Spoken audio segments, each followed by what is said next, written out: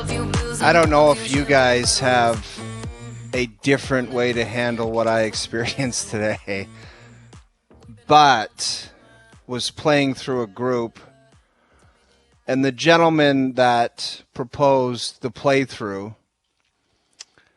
came up to me and not only said, you guys can go through, and then he looked at me and shook my hand and said, by the way, everywhere I go, I get mistaken for you. And I did a double take, and I looked at him, and I said, excuse me? He goes, everyone thinks I'm the O-Dog. And I can't. Give us a description. Give us a full description. I'm body, trying, hair, mannerisms. I am trying to recover the selfie that he took. But I didn't know what to say because I'm like, my original thought was, dude, you look nothing like me. This is never happening. But I don't know. Maybe if I can recover this pic, you guys can decide. I will happily decide. I need no, to see this. I know what you'll do. I will pay money to for that see this. picture. I will pay money for that Yes. picture. Like that's. I don't know who I need you to see are this on the picture. second hole. You weren't a member. You were a guest. But get the pic to us. Second hole? What are you up? How are you that far on their heels on the No, second hole? it was a shotgun start. Okay. Trump is playing I through. hope so. Can you imagine how obnoxious that is on the second hole? You're like, come on, let's go. Dude, Move I it. never You're say that. hitting into somebody. I never say that.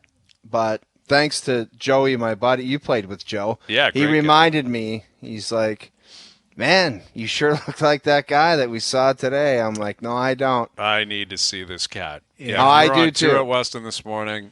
Send that in to, I don't know, the Grappler at Overdrive 1050. What if Email it was in. a guy who just looked like Rick Wildwood or whatever that guy's name, like Oh, with the yeah. jibs and The I'm not six saying Busch a Light, word. six If we Bud can Light. get the pic, then you guys can decide if it's my identical twin. That would be hilarious if it Mike was that Marty Ditka. Wildwood Because cat. this cat claimed everywhere, hey, O-Dog. Like, people they don't say anything, just, hey, O-Dog. And he's like, Really? nah, I'm not O-Dog. And I'm like, no, But that Did he doesn't have Doppelganger. anything? Like, did he look anything like you? Like, even, like, same haircut, same. Noodles. What I'm about not his going golf to. game? Was he a stud or was he slashing it everywhere? Because Let's that's just say not- troublesome. That's troublesome. If Not a like you stud, talk a okay. big game and you're a good player, but if some guy's like, man, that's the O-Dog. Look at this guy. He stinks. Chopping it Milos. everywhere. Milos Exactly. from Seinfeld. You guys, I want to get the pics, and you guys can make a judgment. Because when Okay. he said it, I looked out of the corner of my eye, and I said to Joey, when you walk down on the second fairway, have a look at the gent in the black and gray jacket, and I'll tell you why on 3T. Wow. Okay. And the guy was not even, yeah. I'm picturing No. that. If he's got a jacket, it's loose. There's a lot of air filtering through. I think I gotta mention I want the pic. I want Yeah. the selfie that he had How to do we have. get So do that? I. So I he don't took know. a picture with you, though? Did he take a picture with you? He said, take a pic so I can send it to Smitty, my buddy Smitty. So Smitty, if you're listening, we want to break it down. Yes. Send it in. At Overdrive 1050 on Twitter, Instagram. You can send it to whoever. Anywhere. Yeah, The I'm only- on Instagram. The station's on Instagram. We'll find it. I will make Yeah. it a purpose in life. It'll be a priority this to guy. see this, yeah. The Like, O-Dog's guaranteed. doppelganger, Mike Ditka O'Neill. I love it. The only picture I've been staring at is, you see Mike, I think it's Westlake, sent the picture of Rootin' or Tootin'. It's all Yes. us with the cowboy hats on. Is that the grappler in front? Yes, it is Of the the picture. grappler. Yep, the grappler's looking good. That might have been a wedding photo, actually, the grappler. He's right in there, feeling good, looking good. That's a good picture. Overdrive should retweet that. Of All right, us we'll rootin' and we'll tootin'. retweet that. Us rooting and tooting from yesterday. All right, confirm and deny later this afternoon. There it is up on TSN4. Look at the boys. Gentlemen looking very dapper, I think. Rooting Yeah. and tooting, right? That's a new love established it. bit. We'll be bringing that to you basically daily here on Overdrive. And here's our TSN hockey analyst, Mike Johnson, joining us here on the Maple Toyota Hotline. How you doing, Johnny? I am talking and watching at the same time, and I am loving, rooting, or tooting. That is a quality-looking group right there. I think we've stumbled across something that could really change the landscape of broadcasting in this country. Wow. And Johnny, do you know the backstory to the sound? Did you watch the bit yesterday? I did watch. Was that not like a ship foghorn? Is that not what the sound was meant That's to right. be? No, but Johnny, he spelt Johnny. it PHURRRRRR. So I had to ask right him. Along. Yeah. The spelling could use some work because I would not have gotten the sound based on reading that word. Okay. But, I mean, the sound works. I just the spelling of it not quite as much. Right. The phonetics weren't there for you. Is that what you're saying? Yeah. These guys didn't pick up. But once they heard it, immediately they got a flashback to when they read that text. And I think it immediately made sense, right? So it all worked out in the end, and now we've got rootin' and tootin', and that's a new established bit. So we're feeling good. In last hour, Johnny, O and I were rooting for this Easton Cowan to stay in camp, and Noodles was tooting that idea. No. He was suggesting we should bypass London and return to Junior B or Junior C. I wasn't. No. I want to give context to Johnny. He played very well, and by all accounts, I'm sure you've talked to the same type of people that, he looked good in Traverse City, he's a good leader, all of that. But I'm like, it's one game against Ottawa's C group. Let's just relax and let the kid play.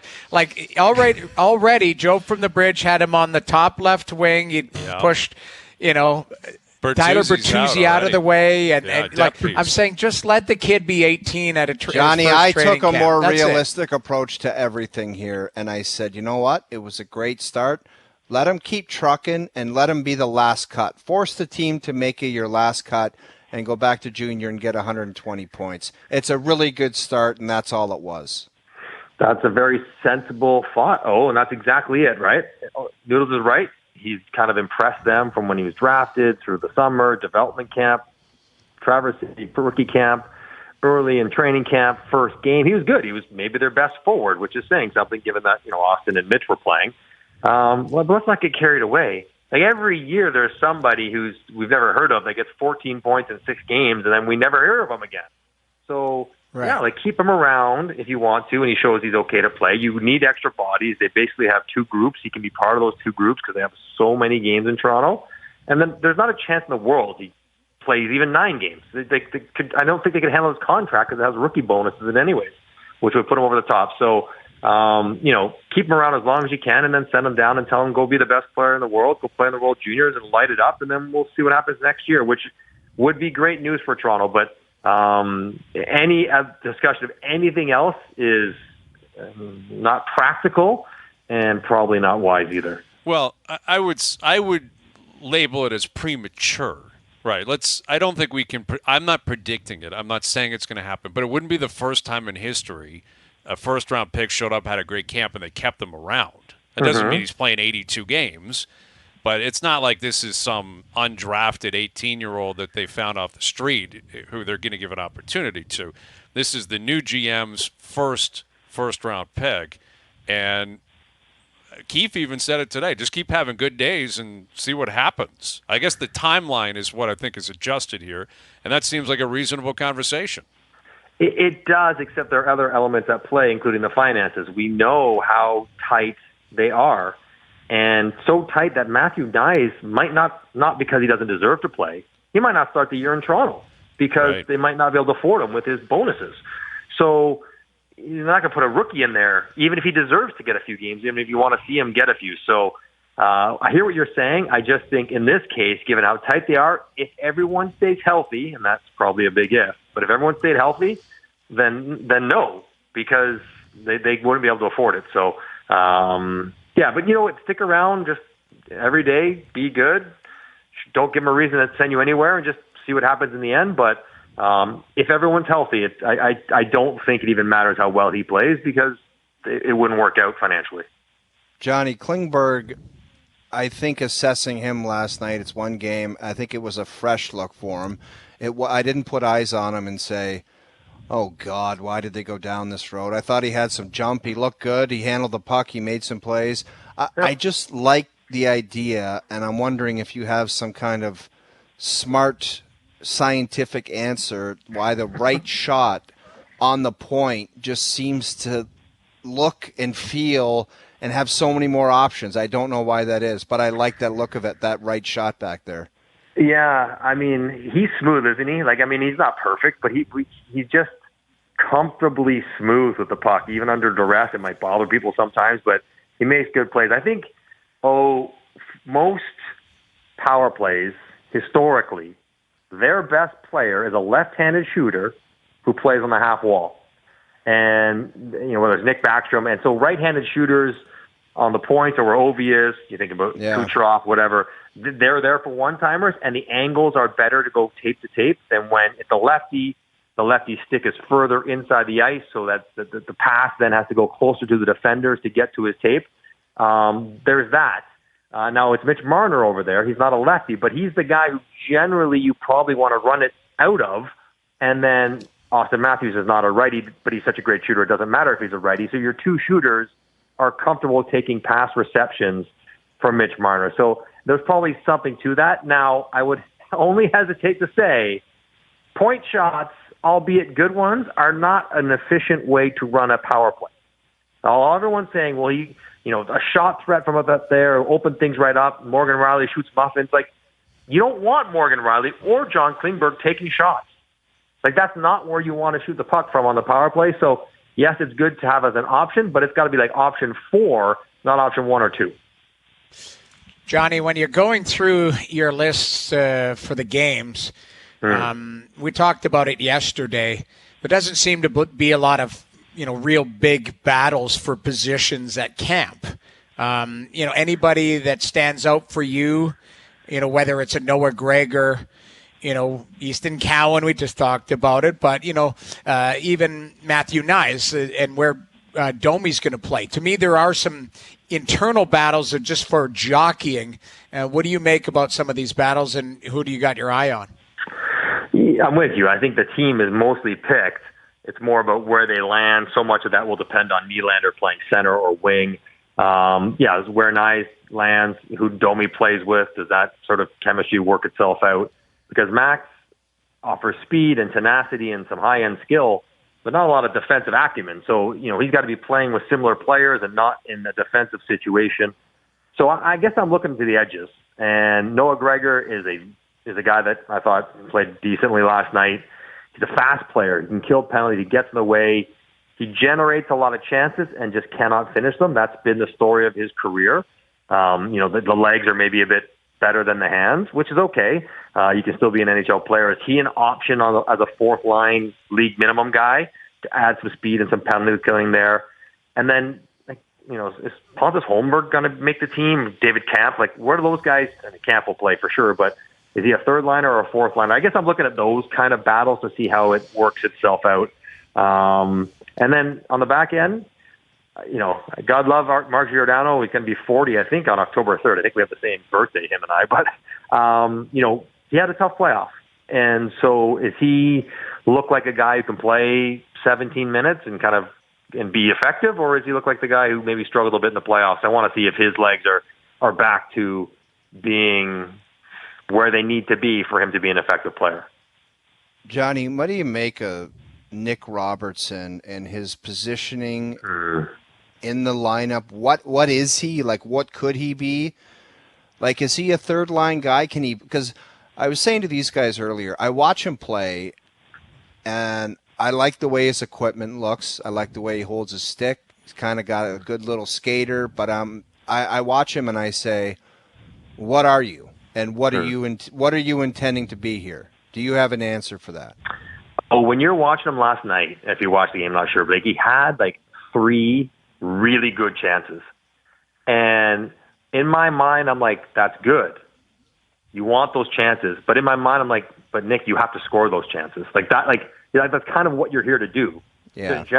And you were obviously a very good goal scorer. When you watch him, I'm like, you got to be able to score. You can't just kind of be an energy guy and not score. He has to be able to score. We've all played with guys that, whether it be a guy with high-end Euro skill that just they don't score. So ultimately, what the hell are you then? Yeah, and that's just it. So, I mean, I think in an ideal world, he would show himself that he could play in the top 9 on the wing. And, if they're going to go 3 scoring lines with Nylander down the middle, well, then you need some more scoring wingers. And Robertson would be one of those guys that you could have. Yarncroke and maybe Sam Lafferty gets nudged down the lineup because Robertson's playing up higher with more offensive players, but he's got to be reliable defensively, and he's got to be able to finish. He's got to finish what he kind of creates or is created around him. And until he does that, he's going to have a hard time sticking because he can't play on the fourth line. And he's got to play in a scoring role. So that's his challenge. There's a lot of pressure for him. The one thing I'd like to see him do, though, is he's like, I can almost see inside his head that he wants to do well so badly. It looks like he's going 1,000 miles an hour around the ice. And I'm not going to act like I saw him play junior, but I don't know if he would have played that way. It feels like there's a time and place to go fast and a time and place to be under control. And he feels like he's always going fast. Just maybe some confidence and some reps would just let him just settle down and just play fast when you need to, but not fast all the time. And then maybe that gets him more in the groove. With Mike Johnson, our TSN hockey analyst, so we saw, different portions of the Leaf lineup over 2 nights, different portions of the Ottawa lineup over 2 nights. But there's a lot of buzz around this Sens team, like a lot of buzz, to the point where it's almost unpopular to pick them to miss the playoffs. Like, it feels like the safe money is on them to make the playoffs in terms of public proclamations. Where do you stand on that, the idea that Ottawa's finally going to get this right and actually punch a ticket this year? Yeah, I mean, I'm trying to think, would they even be even money to make it? I think they'd still be a dog to make it, given the division and everything else. Mm-hmm. They have, listen, ask Noodles. He sees them all the time. What stops Ottawa this year is, provided they get good health, which has been a problem, it's not talent anymore, because I think the goaltending is shored up. The defense core is better. They have a whole bunch of depth now up front with Tarasenko and Kubalik, and if they get Pinto into camp, to me, it's execution. And there's no reason to think their players can't or won't buy into playing just a little bit of defense, but they haven't yet.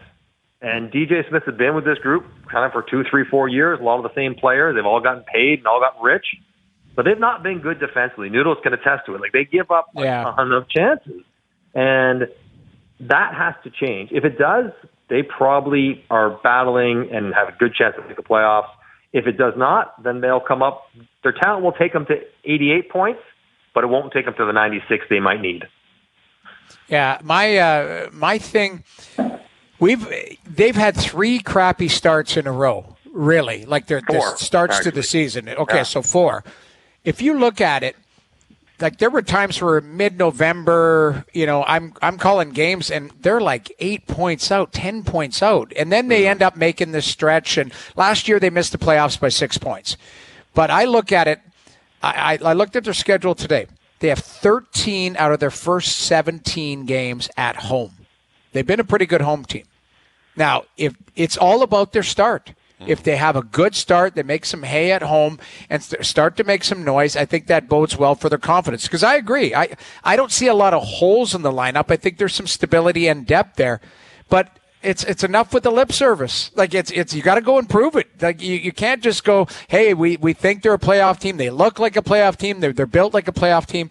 They got to go and show it. And in the toughest division in hockey. That's the other thing, too. I know the Pacific is really good, but Atlantic is really good as well. And they're not the only team in that position, right? I think Buffalo's in the same spot where they're like, man, we got Power, we got Dahlin, we got Thompson, we got Tuck, we got, all these different guys. Cousins, like, they think this Levi kid, I guess, is going to be a player. I know, Noodles, you've pumped his tires before. He's young and unproven. I like him. Similar situation, though. They need some goaltending and a good start. I'm sure Detroit, like, it's about Steve Yzerman's got to make some hay at some point, doesn't he? Right, Johnny? Like, he's got to do something. Yeah, but Detroit's not there. Like, I think Buffalo and Ottawa are ahead of Detroit right now in sort of their projections. But it's funny because, like, I'm with you, Noodles.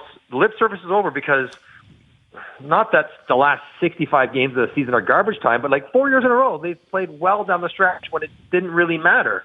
Well, if that was something to build off of, it wouldn't have happened 4 years in a row. You know what I mean? Like if they had learned their lessons in year 1, it wouldn't have happened in year 2. So now, like, did they learn their lessons in year 4? Is it because they have a few better players? It's going to be different in year 5. I don't know. I got to see it. I'm calling their game tomorrow night. I'm going to be in Montreal, Ottawa, Montreal, check in with DJ and everything else. But like their defensive play just has to get better, and that shouldn't take 4 years to learn. So I'm skeptical. I know they can do it. I'm not going to guarantee that they're going to. Where do you side on the Pinto contract? If I'm a player and the team's coming at me saying we have cap problems, we're having trouble fitting you in, I would say, not my problem. Not my problem, and everyone else seemed to fit in. So what the hell's going on here? That's exactly it. Like you would have known. I understand they want to sign Tarasenko and they got to get Korpisalo done, and you know they have all these guys needing contracts. But like it's going to take around on a short-term deal, $2 to $2.5 million per year. And so, like, to leave yourself $900,000 seems short-sighted. Like, to a really important player, he's their third-line center. I think he scored 20 last year, Noodles. Correct me if I'm wrong. He did. I think he got 20. And Josh Norris, who's missed 2 straight years with shoulder injuries, is out right now because his shoulder hurts, which is almost tragic at this point. It's really, tough for him. But you need him, Pinto, in case Norris can't stay healthy or his shoulder acts up again. So I'm with you. But here's my solution, okay? It might not entirely be on the up and up, so it probably won't be work this way. But let's say he wants $4.5 million the next 2 years, right? Combined, total. Two and a quarter a year. If I'm Ottawa, I'm saying, how about this? We'll sign you to $900 this year. We'll sign you to $335 next year when the cap goes up. You can trust me. You've got a new owner. Said, I can take care of you. You'll get your 4.5, and we'll move forward. Even if you score 50 this year, you're taking a contract for $335. And either that or Matthew Joseph moves out the door. Right, but are you trading a first rounder with Matthew Joseph to get rid of him? No, I wouldn't. Yeah, it's not ideal for Ottawa. Right. They got Joseph, they got Brandstrom. 2 guys that, maybe they could move, but they might have to put sweeteners on. I don't know, but you're not going to attach a high pick first or second rounder to get at the same time, contract. Johnny, he's got to be thinking, how come everyone's like, of course, he's going to the Sanderson deal saying this guy played 77 games and he gets cashed out. Like, what are we doing here?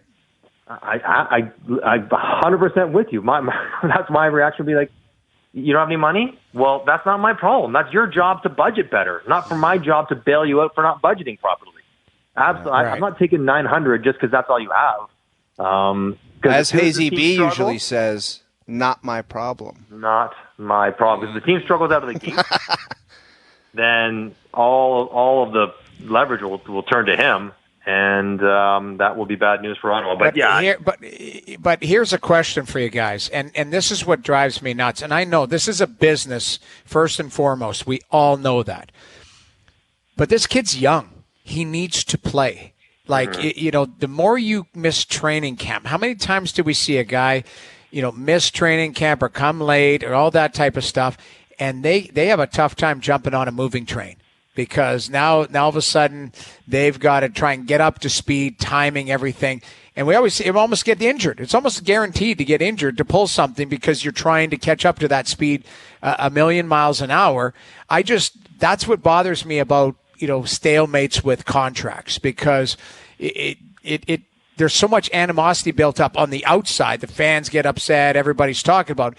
But the player alone, like, you need to be playing and practicing. I don't even know what he's doing right now, if he's practicing with a team or if he's allowed at the rink and all that type of stuff. But it's just his team is playing games right now. He needs to be playing at a 22-year-old kid. Like, it's just, that's the toughest part. And I understand the business part of it, but for the kid himself, he needs to be in camp. He needs to be playing and having training camp.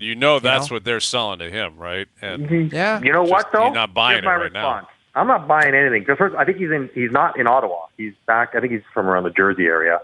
Right. I'm like, listen, don't take Dominic Kubalik in the DeBrincat trade. There's $2.5 million more. There it is.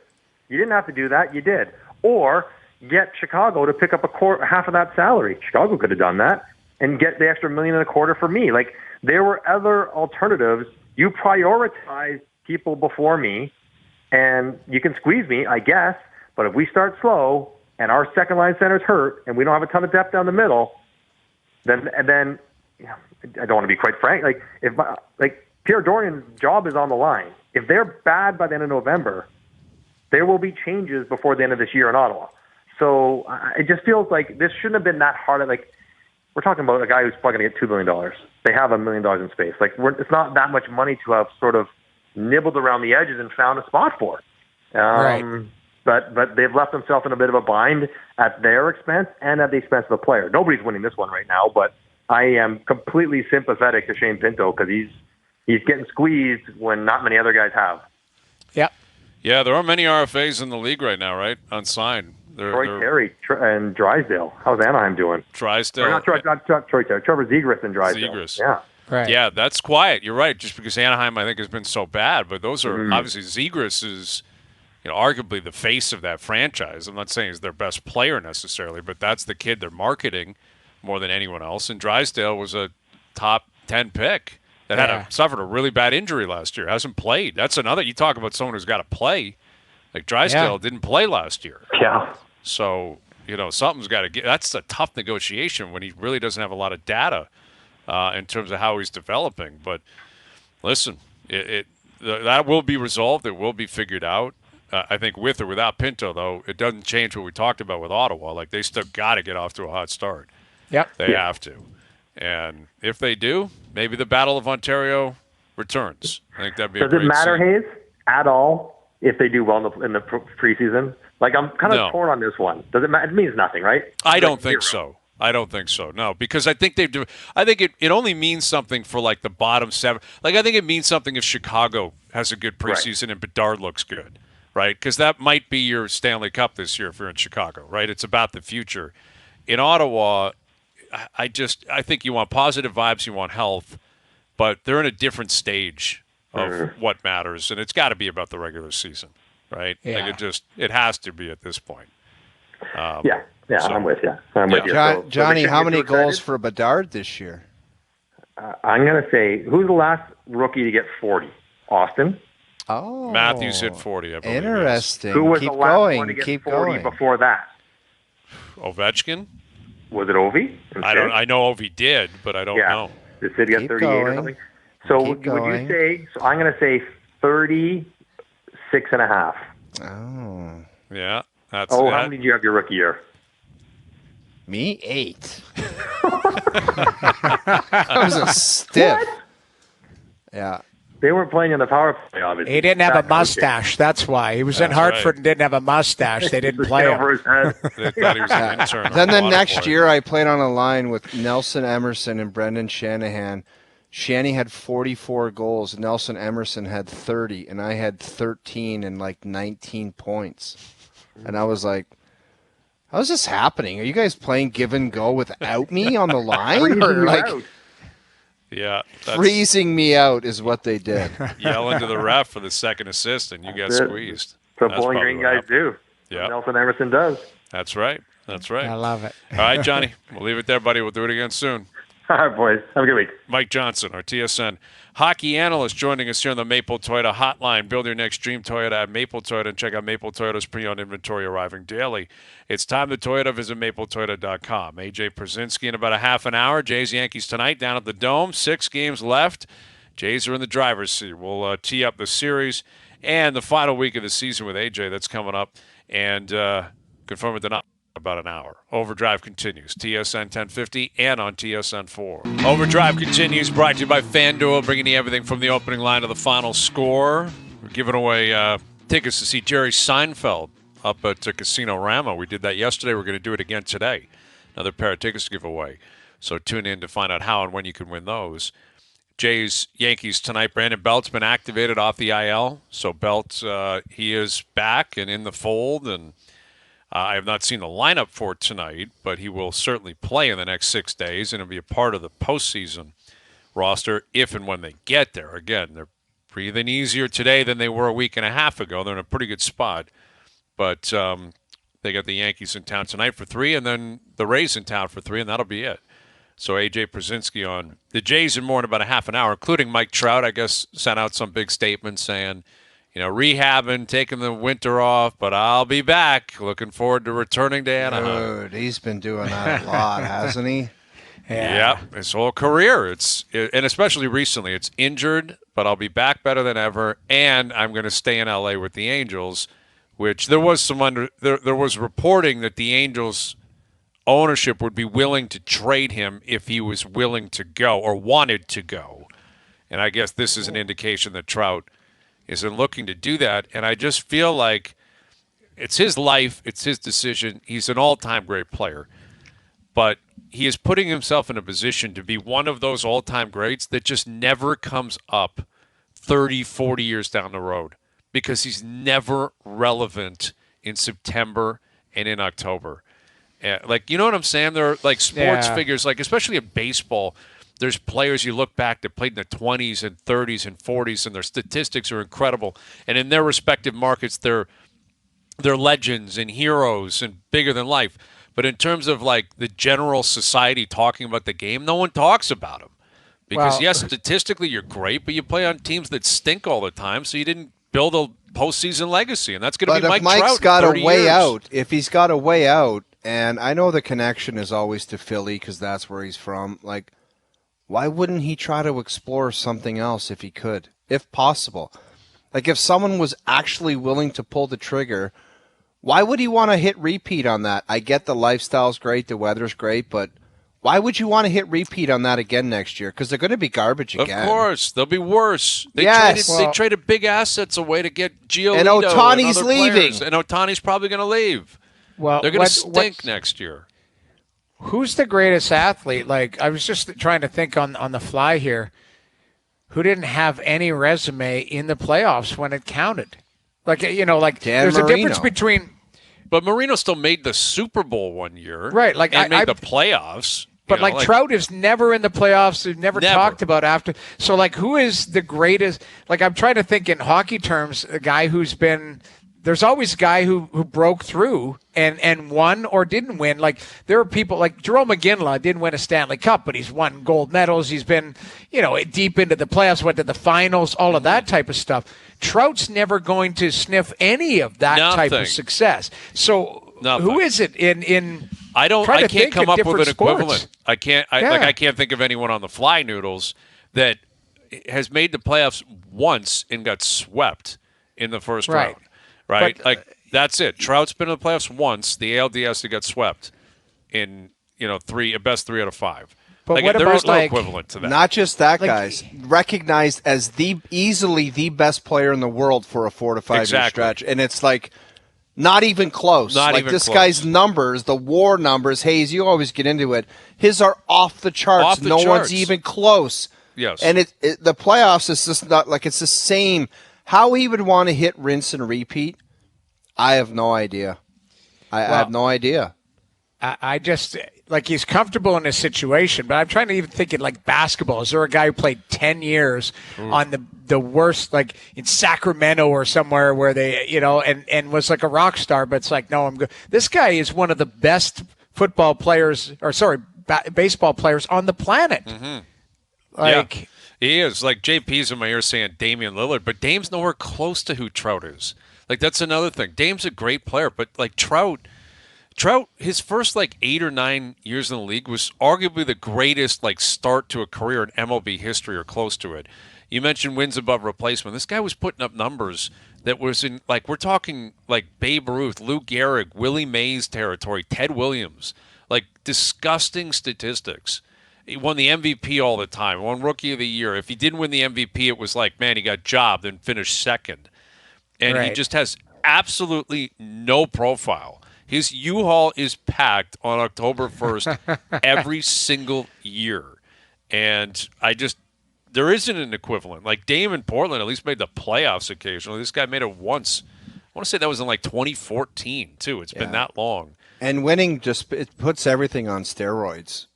Yes. It's a terrible term to use for sports, but the legend of Alex Ovechkin was always going to be there. You just tack on the championship and being recognized as that. It's like Steve Yzerman is another example. Like the legend of Steve Yzerman, the whole Steve Yzerman story, just it went off the charts when he won the Stanley Cups. It's Right. like you had your years of 150 points, and when I was growing up as a kid, the articles would always be the big three: Gretzky, Lemieux, and Steve Yzerman. But those guys were winning, and Stevie Y wasn't. And then all of a sudden he did. He's known as this champion and leader and character, and it just blows the whole thing out of the water. It changes Yeah. everything, right? Everything. Like, everything with winning, and you deserve your reputation to change if you win. You earned it. You went out and got it. And I get it, it's a team sport. And baseball in particular, he gets 4 or 5 at-bats a night, and there's a chance he's going to play in the outfield, and the ball's not even going to come to him, right? Like, obviously you need the rest of the roster to help you. So Right. this isn't an attack on Trout's inability to get the Angels there. It's just a reality that he's constantly staying loyal to the Angels and never giving himself an opportunity to change anything. And you take the Blue Jays this year, where it's been a very kind of polarizing team. People have been frustrated by their lack of clutch hitting and their inconsistencies. Yet they have a chance to completely change the whole reputation of everyone if they do something crazy in the next month and a Right. half, right? Like if you catch a heater, go to a World Series, all of a sudden it's these guys are winners, these guys are clutch, they were bored with the regular season. The whole narrative, it's always subject to change. Opinions are always subject to change. Narratives are subject to change. Your legacy is subject to change. And it can spin both ways, right? You can fall into a crater and all of a sudden be a mess, and then things really change complexion. But with Trout, if you're just going to keep saying, forget it, man, I just want to live in SoCal and just show up and play ball and go home on September Right. 30th, okay, so be it. Wow. But, you have no playoff reputation at all, no big moment reputation at all. And it's crazy considering he's maybe one of the 8 or 10 greatest players of all time. Well, I got some people reached out. Cy sent me Marcel Dion. I thought Kenny Pagan sent Marcel Dion. Yeah. And Joe Narsa just said Barry Sanders, which is a good. Barry Sanders is a really good one. Yeah, and very simple. Now, he retired young, but the Lions, Stunk. perpetual losers. And he was on a an top island. tier player. Yeah, top tier Absolutely. player, right? Oh, yeah. Well, I think one of the 3 or 4 greatest running backs of all time. Yeah. And electric and absolute. Sanders is a good one.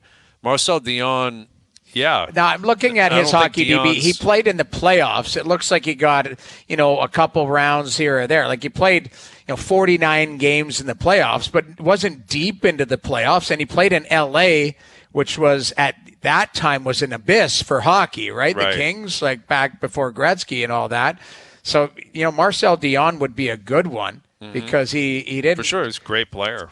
He's 731 goals. Like it's 731. 731. Man, that's a lot That of is snipes. so legit. That's a lot of goals, So legit.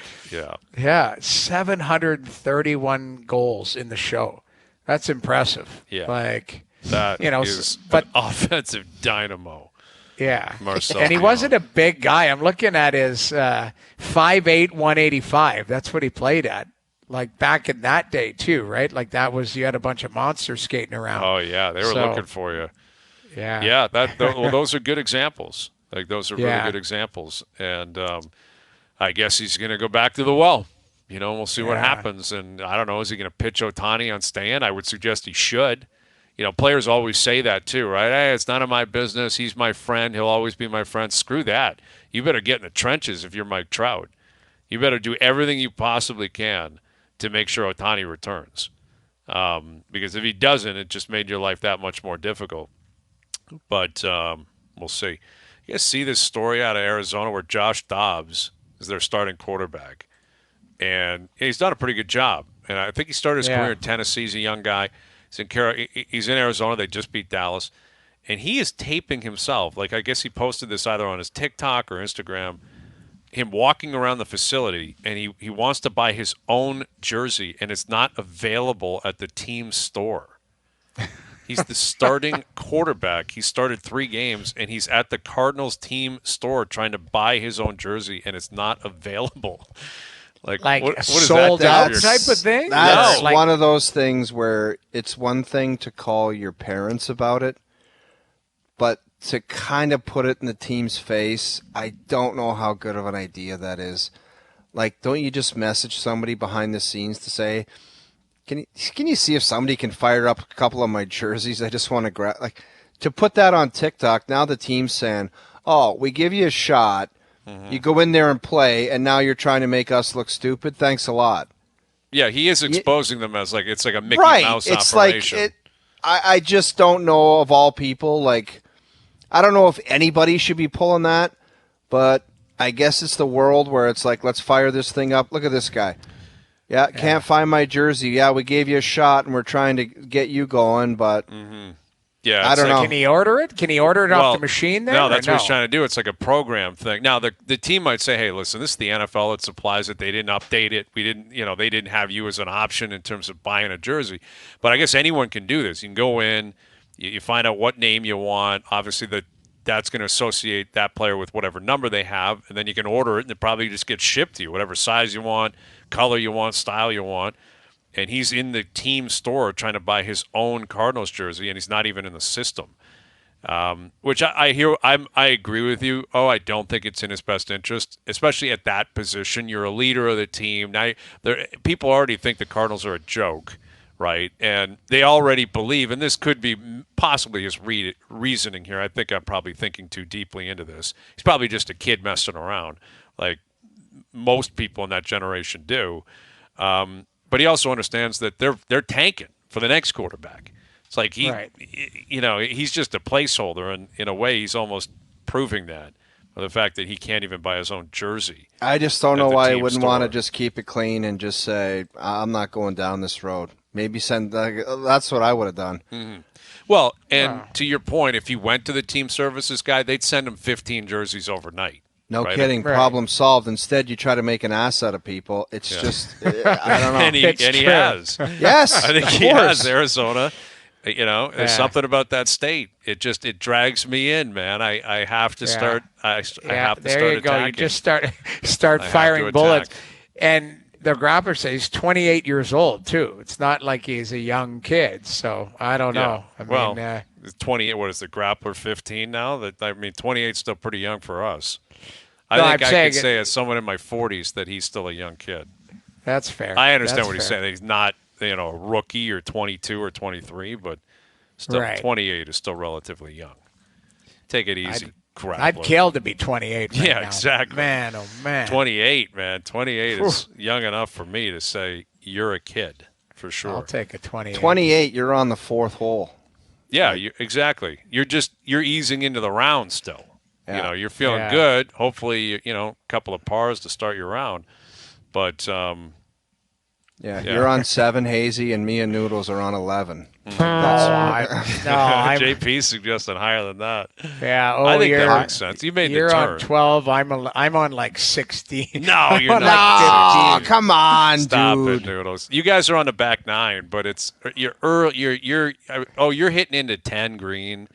Noodles, you're probably walking I'm off. on a I little. got a lob wedge into 10. I got a lob wedge into 10. Yes, you do. I'm at 12 and I've lost a bunch of balls.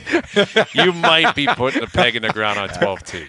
Yeah, Possibly, that's what I'm Noodles. doing. Yeah, Possibly. It's a battle. It's a battle.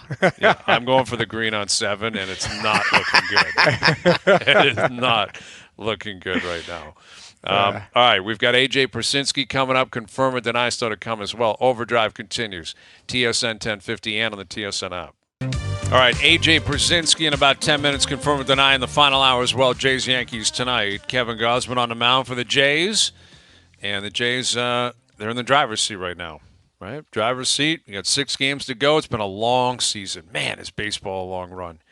And if you're a brutal team, we've joked in the past about when you get the U-Hauls booked, when you start booking, flights to Vegas or you going to Europe. Like if you're Kansas City, if you're just one of the worst teams in baseball, Oakland's been awful all season, and you just must be counting the days, thinking we're finally out of here.